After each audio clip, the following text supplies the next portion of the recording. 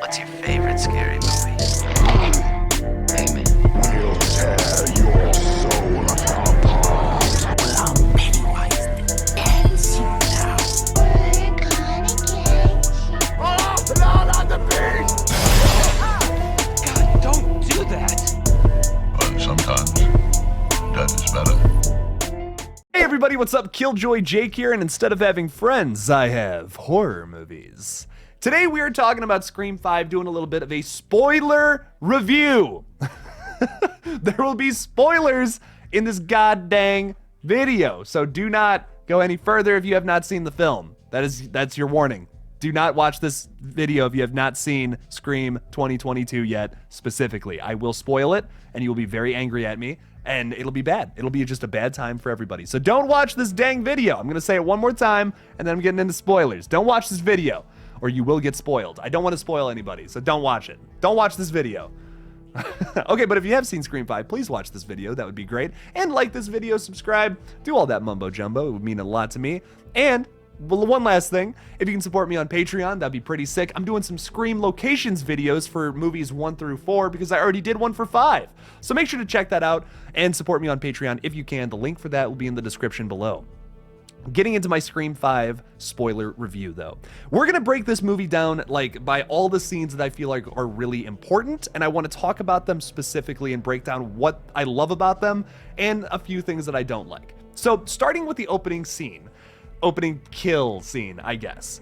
Yeah, cat's out of the bag. Jenna Ortega survives. But I just want to say, I love Jenna Ortega. She is phenomenal in this fucking movie. She is so good in everything she is in. I love her so much. She gives a great performance as Tara in this movie, especially in this opening scene. The dialogue that is talked about here is so good. It perfectly sets up themes that are explored later in the movie. For example, this whole idea of the film is an elevated horror movie, a term, I guess, coined by Tara's character. I don't know if that's something I've even really heard before, but basically all that's referring to is just movies that explore different social themes and social commentary instead of just being, as Jenna Ortega's character says, just being like a schlocky shit show, basically.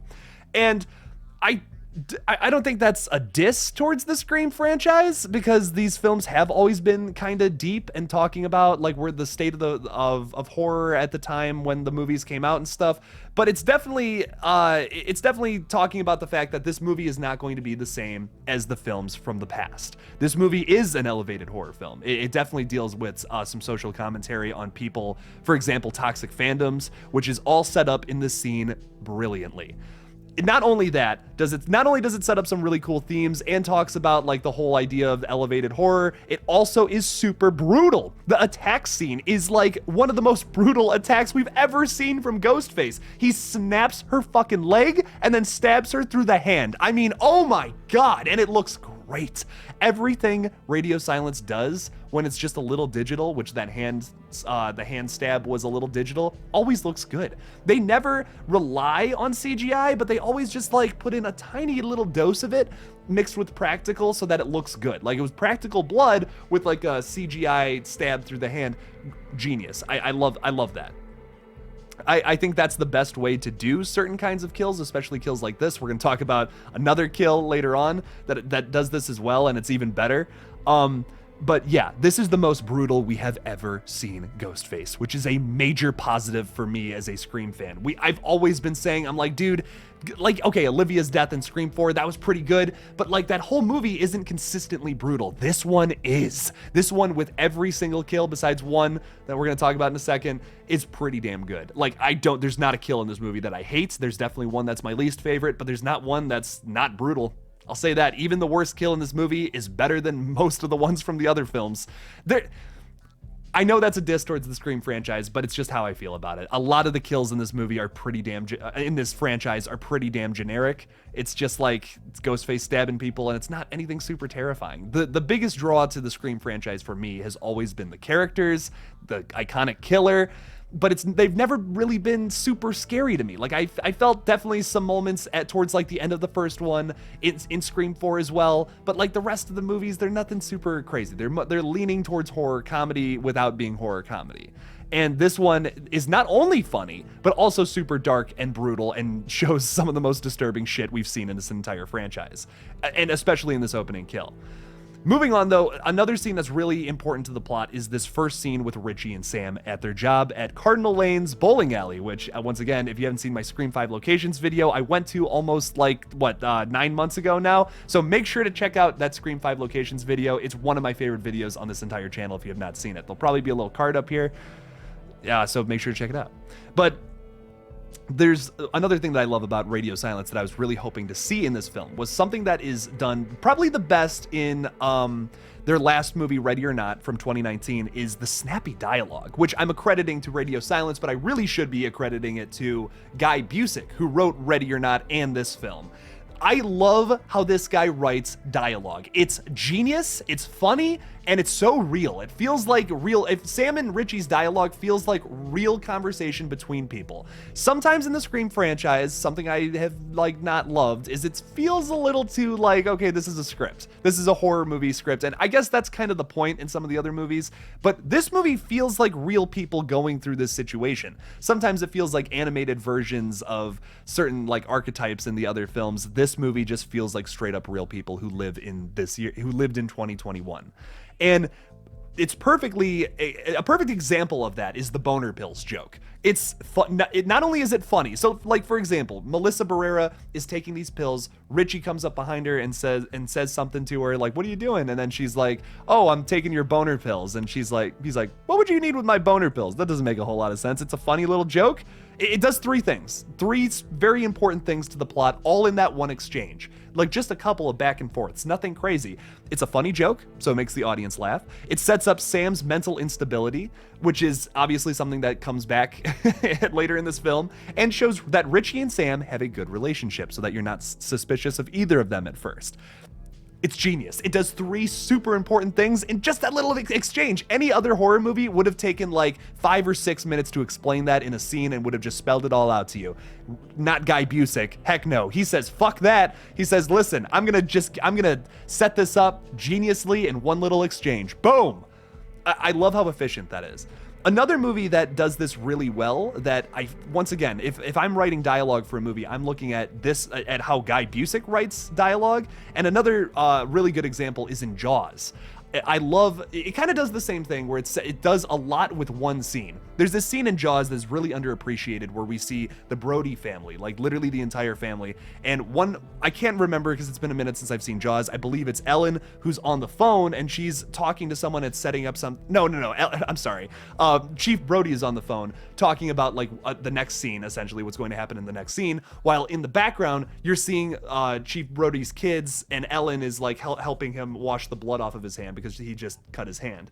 It does a lot in one scene and it wraps it up. There's two conversations going on at the same time, but it wraps up the scene and it establishes the next one. It's genius. I love it. Spielberg is he's a mastermind. He's a genius. I keep saying that, but I'm beating that word to death, but there's so much of that in both this film and Jaws, of course. I mean, oh my God, that's one of the best horror movies ever made. But moving on to the next scene in Scream that this is where we're going to start getting into the stuff that I didn't like. Vince's character.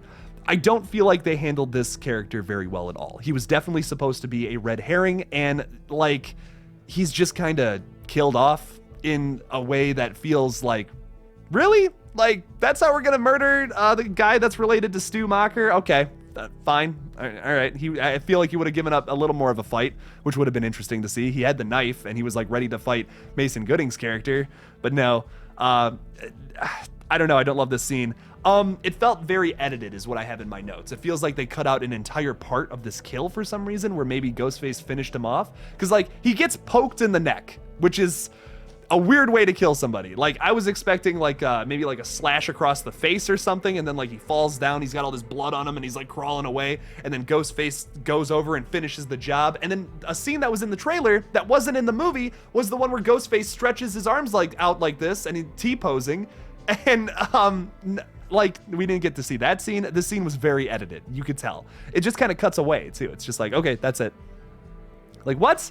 No, this scene needed a little more. I wanted to see a little more character development from Vince too. I felt like he could have been a better red herring if they would have kept him alive for a little longer, but I do see the importance of killing him so that you could have your main characters say, oh, they're killing everybody who has some kind of relation to the past killers. So it's an important part to the plot, but for the most part, it felt a little rushed. At least if you're not going to set up his character, give us a better kill scene for him, is my argument for that. But once again, I'm being a little picky because I like this film so much. I'm sure you guys saw my tweet at this point. I gave it like a 9 out of 10 for what it is. I think it's genius. I really love this film. It's one of my favorites in the entire franchise, and it's definitely the most brutal film in the entire Scream franchise, unarguably. Moving on to another thing I didn't like, because I want to get those things out of the way and then just talk about everything else I liked, was Ghost Billy. Look, this is cool. I'm sure there are fans of, I got so many comments during my coverage of Scream 5 when people were talking about they wanted to bring back Billy and Stu as the killers in this new film, especially Stu, because there's this argument about if Stu could be alive or not, but honestly, I don't think that would have worked out very well because we kind of touched on that subject mildly in this film and I didn't like it. It's one of those things where like, it's hard to complain about to have Ghost Billy talking to Sam. I mean, I know it's like a figment of her imagination. I'm calling him Ghost Billy because like that's just kind of how it feels to me. It feels very similar. This feels like a parody of what they did in Scream 3 with Sydney's mom and having her be like a ghost or whatever the fuck. I don't know. It definitely feels like very parallel to that.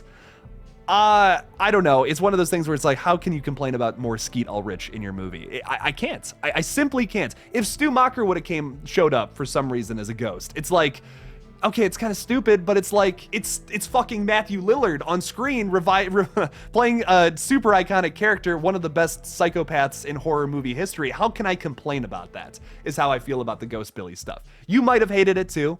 I'm sure this is going to be a big criticism of the film, but it's one of those things where it's like, how can we hate on this? Skeet Ulrich played one of the coolest horror villains ever in any horror movie, and he comes back for this film. That's fucking awesome.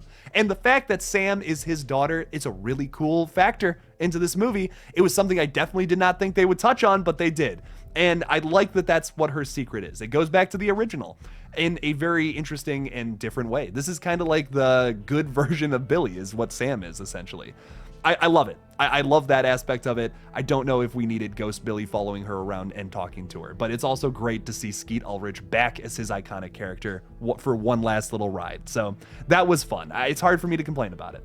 The Mindy's house scene where everyone meets up at her house. This is clearly a very important scene. It furthers the commentary on requels, especially Mindy gives this whole speech about how, oh, the killers are trying to set up a requel.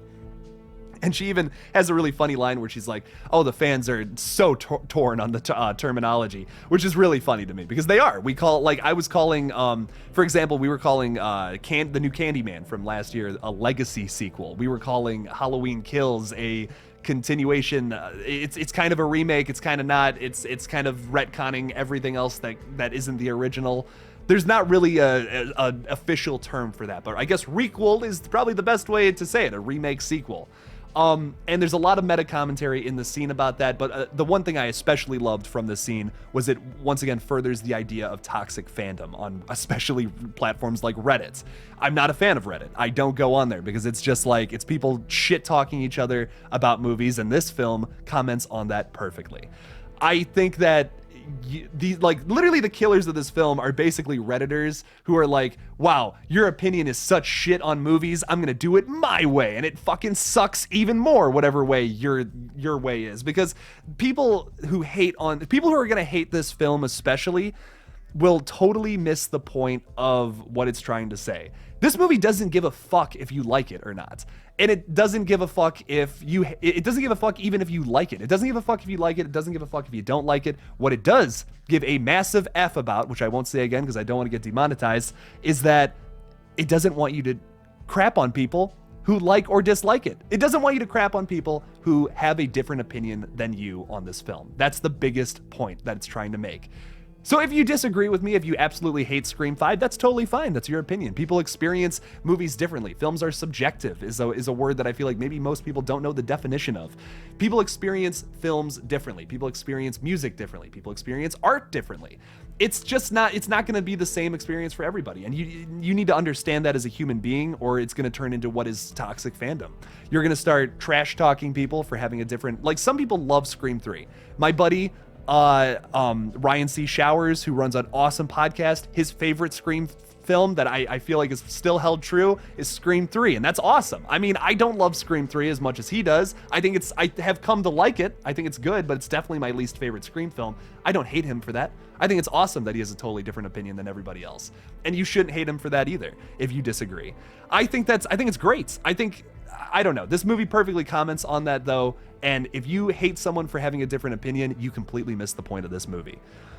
And once again, another movie that I feel like is elevated horror that people missed the point of was Halloween Kills. The same thing. I was kind of calling it psychological horror because it delved into that realm that typically the Halloween movies don't. The first one is psychological horror, but in a different sense than Halloween Kills. Halloween Kills, yes, has the like Michael Myers is at his most brutal, just like Ghostface in this movie. But the thing that I feel like that movie does the best, and the scariest aspect of Halloween Kills, is the psychological dread of the townsfolk of Haddonfield. And once again, this movie does the kind of the same thing. It's not super focused on the brutality of Ghostface. It's just kind of a wonderful side effect of this movie. It's much more focused on elevated horror themes. I keep using that term because that's what they used in this movie specifically, and that's why I feel like people won't like it. It's a very different. There's so many deviations from the typical formula. Jenna Ortega survives the opening. There really isn't an opening kill. The killers are revealed in completely different ways than how they were in the past. I love it though. Oh my God, I love it. It's done not just differently, but with a point. It's done differently for a specific purpose, and it's done very well and comments on the genre and the current state of horror very well. All right, now we're gonna talk about something. This video is gonna be half an hour long, and people are gonna probably stop watching at this point. I've been recording for 16 minutes, but wow, I gotta get through these last two things because they are important. Dewey. Oh God. Radio Silence has some effing cojones, dude. They killed one of the OG3 characters. I can't believe it. I mean, I genuinely that was the most shocking thing about this entire movie to me, for me at least. They killed Dewey, man. They did it. They were just like, screw it, we are taking him out. And I think it was handled well. I know I'm gonna see this argument about how it's technically Amber that killed him, but dude, it's done well. I don't care what anyone says. The double knife, like penetration, that's a gross word, but like that's what happens. Stabbed in the front, stabbed in the back, and ripped up. I mean, so messed up. I know we're gonna see this. I know we're gonna see this argument online, and it's mildly sexist, and I don't like it. The fact that Amber killed him. Why would a woman be able to kill a grown man? I don't care for that argument, because honestly, Amber had the drop on him multiple times, and people are going to have this problem with this movie, and I feel like that's a toxic take on this film. You can't just say because she's a woman she wouldn't have been able to kill Dewey. That's mildly sexist. I hear it all the time about Jill, and I say the same thing. I don't care for that. She had the drop on everybody. She was more strategic than the people trying to come after her. And that's why Jill mostly succeeded up until the end, because then she kind of just dropped the whole thing. And almost the same thing happens here. It's a little different, which is why I don't hate it. But especially with Dewey's kill, we'll talk about the killer reveals in a second here, but Amber had the drop on Dewey. She had the element of surprise, and that like for example, in D&D, if you have the drop on somebody, you sneak up on somebody, you get to roll with advantage, which basically means you get to roll twice. There's a reason you get to do that. It's because when you sneak up on somebody or you have the element of surprise, just like in this scene, you typically will be able to hit. And she did. And I know people are going to be upset about that. It's not a fair argument to be upset about that. You can be sad that Dewey died. I'm sad that he died because he's one of my favorite characters, but there's no way that Amber, this was a perfectly set up plan with what happened, to draw all the policemen over to Judy's place and then to have Dewey come with everybody else, because they saw that Dewey was helping Amber especially, and Richie, who's been with Sam this whole time, saw that Dewey was with Sam and Richie. So this was a perfectly set up plan, honestly. don't see a hole in it, and it works. And I don't know, I know people are gonna get upset. Whatever is what I say to that. Could we do a Scream 6 without Dewey though? Is my biggest question. I don't know. I mean, this film, to me at least, proved that we can do a Scream film without Sidney Prescott being on screen for the majority of the time. We can do a Scream film without Courtney Cox being on screen the whole time. The first 25 minutes of this movie don't have any of the legacy characters in it. And I think it's great. I feel like we have answered that question with yes. We can do these movies without the main three. And I feel like how they were handled in this film, I'm sure some people are going to be upset with, but this movie wasn't about them. They are in this film to help our new characters and to pass the torch. That's the point. And people are missing that. I see people online once again saying oh, how they handled Sydney was horrible. She's barely in the movie and she doesn't get to do anything badass. What? She gets to do so much badass stuff. Oh my God, Sydney is phenomenal. None of their screen time is wasted. It's short, but it's all sweet. Oh my God, Sidney Prescott has some of her most badass lines of the entire franchise, and Courtney Cox as well has some really good dialogue throughout. It feels like these characters. It doesn't feel like it's its own thing. It feels like these characters coming back in their old age to try and help out a little bit. I don't know. I loved it. It's great. I love the way they handled the OG3 really well. They're not sidelined at all. They're still very important to the plots, as we saw in the third act, but they're not the main focus, which I'm sure Scream purists, like I said in my non-spoiler review, are not going to like about this film, that they're not the focus. Finally, the big thing about this movie, the killers. Richie and Amber are the killers in this film. Now, I gotta say, I genuinely did like them, but I have some mixed feelings about Richie especially being the killer. So first of all, one thing I liked about them is the fact that we have two killers who are dating, which is a really interesting aspect to the motive. They met on the Reddit or the Stab subreddit, which is really cool to me. I don't know. I really love the fact that we did something different with the killers too. It's not just two high school friends who go and murder people like we saw in Scream 1 and Scream 4. This is a totally different aspect to it. Richie is kind of creepy because he's dating someone so younger than him, and I think that adds to the character. It's also I don't know. I think it's really scary. I really think that Richie and Amber give really terrifying performances. They're screaming they're like, "Get the fuck down, Prescott." Dude, that was a good line. That was really scary. Amber has some good lines too, where she's like, "Sit the fuck down." It's scary. It feels real. It's not it's not ham-handed like some of the scenes in the past where it's they're a little over dramatic. This feels like a real hostage situation, and that's what's so scary about it. Richie, I have a big question mark next to him how I feel about him being the killer. They perfectly set him up to be this okay, here's what I'll say about Richie. The first time I saw it, I was thinking to myself, it's kind of weird because they set him up as being this nice character and everyone else really likes him. But here's the thing going back that I realize is so perfect about it. First of all, Richie loves movies. Richie loves the Stab franchise. It means a lot to him. He's one of the most, he considers himself a true fan opposed to others, which is gatekeeping and toxic. And he's a perfect representation of toxic fandom. Same with Amber. But Richie's character, why I think is written really well, is the fact that he plays the part of the good boyfriend who's trying to help out Sam. And then in his movie, in his head, what he wants to happen is that Sam is the killer this time around, which would make for a different kind of requel. And that's what he wants. That's what he wants in a new Stab movie, because Stab 8 sucked so bad. We saw Metal Ghostface walking around all badass, and James and Chelsea from Dead Meat are in this movie. What? Oh, that was another great reveal. I've been waiting I almost forgot to mention that, and I'm glad I did. But I've come to really love Richie as the killer. The first time I saw it, like I said, it's a little weird because it just seems like out of nowhere, he's just the killer. But it is perfectly set up. He specifically says oh, the Stab movies are on Netflix. I've never seen these before. He really plays up Sam a lot, and he stays by her side the whole movie. And there comes a point where you're it's kind of weird. They've only been dating for 6 months, and all this murder is happening. He's been a victim to it too. He's still by her side. There's a lot of I feel like maybe the majority of people would leave. Because fuck that, I mean, I don't want to get murdered, especially for maybe just someone I've been with for only 6 months. Yeah, I feel like there's a lot of people who would totally leave in that situation. So the fact that Richie played this part so well to get his movie done perfectly shows perfectly represents toxic fandom and how you're gonna go to any lengths to get your kind of movie made. And this is why we're gonna have people who are upset with this film who are gonna be toxic about it and be like, well, they didn't do this and they didn't do that. Well, yeah, you're not the one making the movie, and there's a reason why.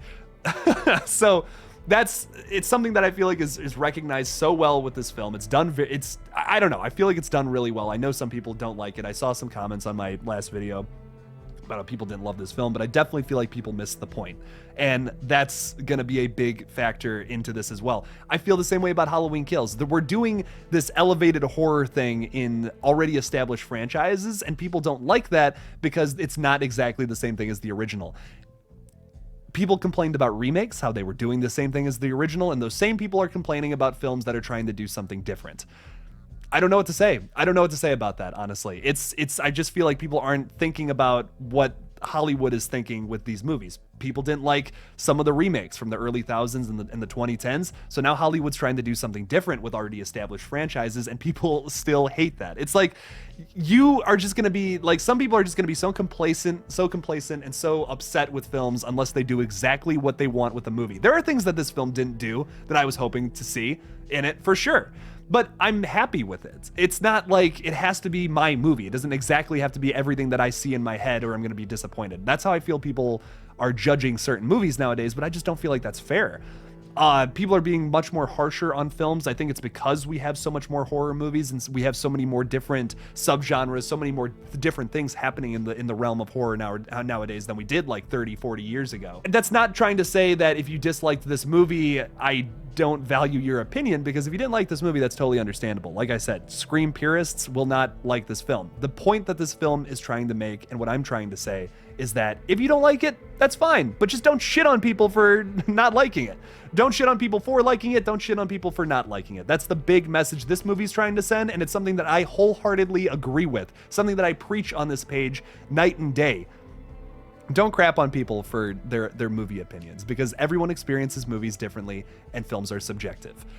What better thing could a Scream movie comment on, in my opinion? I don't think there's anything that is more relevant right now, especially in horror fandoms, that they could have commented on, especially with all the hate towards the new Halloween movies.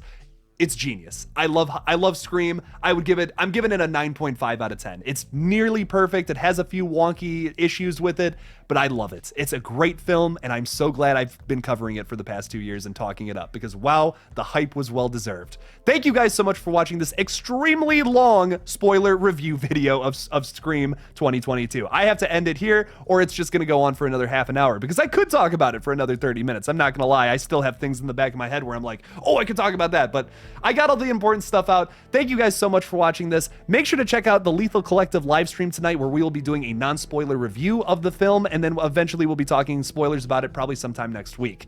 I really hope you didn't watch this whole thing without seeing the movie, because wow, you just spoiled the whole thing for yourself. You did that to yourself. Don't get mad at me. Please support me on Patreon if you can. The link for that will be in the description below. Thank you all again for watching, and as always, don't forget to kill it out there, y'all.